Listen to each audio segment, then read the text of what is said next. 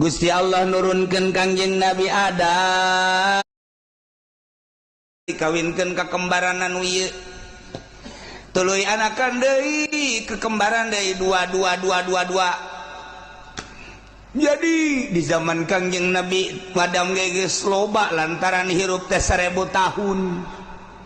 Watuh jelema teh loba di zaman Kangjeng Nabi Adam teh ngan encan saloba wari. Ngan israda lobana mah 22 sakali ngalahirkeun. Di antara turunan Kangjeng Nabi Adam teh aya nu ngaran Nabi Uknuh teh nyaeta Kangjeng Nabi Idris alaihi salam. Kulantaran Kangjeng Nabi Idris mah teu lila di duniana diangkat ku Gusti Allah ka langit kaopat kuariga aya di ditu. Anu ngalalakon manehanana hayang kapanggih jeung malaikat maut.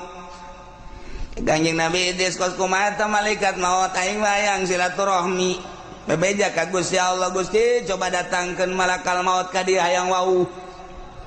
Teu kira-kira wau teh jeung nu kitu. Lain lalagaan teh jelema moal pohara jasa. Datang, Assalamualaikum, salam, saya abi malakal maut ya dongen singkatna ke panjangna di hareup. Malakal maut, alhamdulillah. Aya naon kula diutus ku Gusti tidak datang tadi. Ha. Hayang nyaho paeh kos kumaha. Nggih. Cek malakal maut sok jadi paulah pake lalagaan maut mah ulah pake lalagaan teh nyeri. Hayang nyaho nyerina. Coba kos kumaha hayang nyaho bae, hayang nyaho nyerina bae kos kumaha. Ih, sok pake lalagaan teh teu meunang. Bedakeun ka Gusti Allah. Nyobaan gitu aing nu ngaran Idris. Ambo kira-kira Haji bebeja malakal maut DPDP ka Gusti cobakeun ayo cobakeun cabut teu kebal diasupkeun deui hudang kumaha ieu sabulu-bulu nyeri jas aduh. Oh tanding nama ngecerina sabulu-bulu nyeri lain lalagaan embung aing nyobaan deh embung jagana ada tau bah aduh aing paeh geus sakana aing neuleuh neraka ye atuh pada aja paeh ka neraka neuleuh heula bejakeun ka Gusti Allah aing ka neraka kitu ye ka neraka mah kon kudu paeh heula kan geus tadi.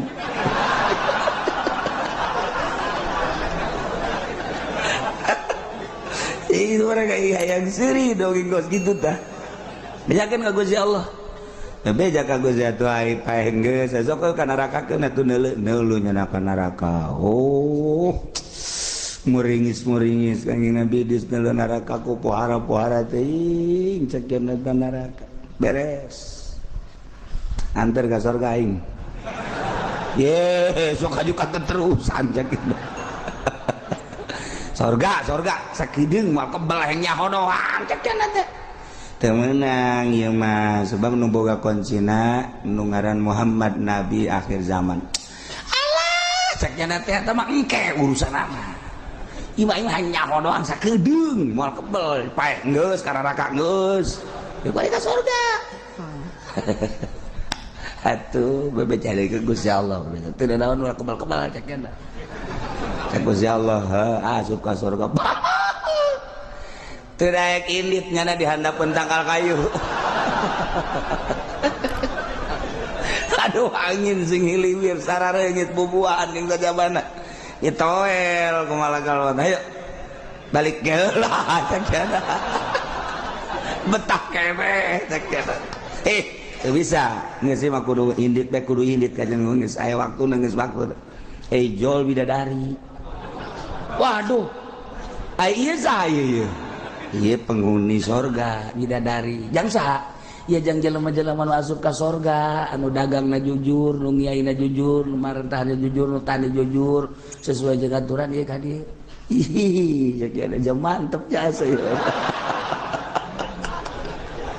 Geus. Ya ini cari itu malaikat aing moal kaluar deui cak cenah. Nggak, saya pada di dia wae kajian ngomong gitu. Deh, aing dicarekan cek malaikat. emang kumaha lalakonna ke ayeuna nu carekan tetep keluar we moal aing mah pan kudu pae heula geus aing pae. Selamat datang di tiket.com. Semua murah meriah, semua serba terjangkau karena tiket.com yang terkenal murah meriah. Ceritakan mah tetep pecang Gusti Allah keluar jana. Aduh dengan berat hati cek jana ieu. Leuwih bidadari pohara amat si budak beuh kutilan cedan. Ainu di lembur mapan komodo di kampung Ambalaya. Aduh, urut budug aya. Urut di tajong aya. Urut ragag di motor aya. Barang jilbab dibuka botak deui. Teu beres, geus puguh pitak Ambalaya. Aduh, tetep pengen bidis keluar. Barang geus aya meureun keluar. Balikat. Hampura. Udah aya nu tinggalin naon bakiak tinggalin ngah aja meureun sia mah ngeut ngah aja dan teu jelas tinggalin nyana ninggalkeun bakiak kayak balik deui ka ditu boga taktik eta nyana. Masya Allah guys tah ieu keur carita ke panjangna di hareup ieu mah Kangjeng Nabi Idris turun deui biasa akhirna manehanana diangkat ku Gusti Allah ka langit ke dihareup nganti turunan eta boga anak lah Nuh. Diturunan Kangjeng Nabi Idris Nuh jadi Kangjeng Nabi Nuh teh ngaran asli nama Abdul Ghaffar ibnu Malak jadi Nuh bin Malak bin Lamak lain Malak bin Lamak bin Mutausalah bin Ukhnuh teh wa huwa Idris alaihissalam. Jadi deket keneh Kangjeng Nabi Adam teh kapan ngadua ka Gusti Allah ya Rabbi abdi hirup teh parantos sepuh Gusti dakwah abdi teh ngalalakon pibarang ku Gusti nyampekeun di salah teh parantos aya ka anak incu abdi moalila deui abdi sesuai jeung janji Gusti bakal dipunut ku Gusti ngan abdi hayang ningali salah sahiji incu abdi nu bakal neruskeun dakwah teh saha ya Gusti Allah.